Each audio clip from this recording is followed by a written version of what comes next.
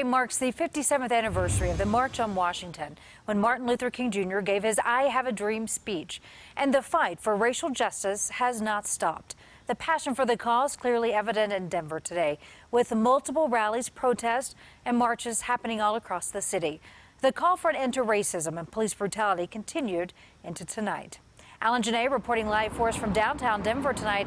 And Alan, the speakers did continue late into this evening.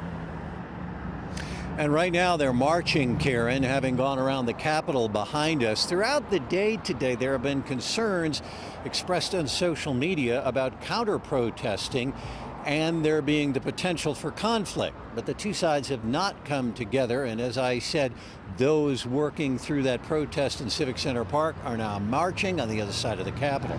Among the people we spoke to today, a mother and a father and an adult daughter. And the mother and father have now joined that daughter in the protests, and their views have evolved.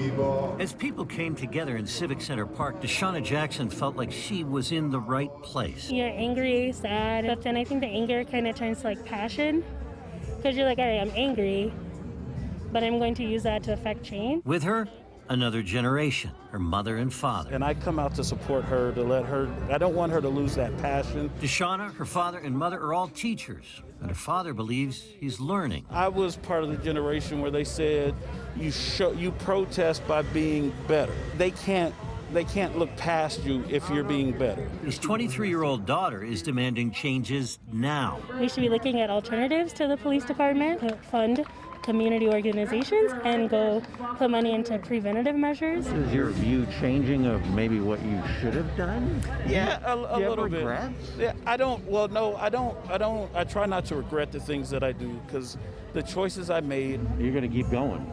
I'm definitely going to keep going and keep pushing for change. I think it's my duty. You know, I can't just turn a blind eye and be like, well, hopefully someone else makes a change. Now her father is with her. Yes, I have changed. I don't want another 30, 40 years and still have to protest and rally and march for the same things. Sean Jackson says he's not afraid to admit he's having a lot of conversations with his daughter and maybe reevaluating some of his views after listening to young people. He believes, Karen, that maybe the way he did things wasn't wrong, but now it's time to think of things differently. In Denver, I'm Alan Janae covering Colorado First.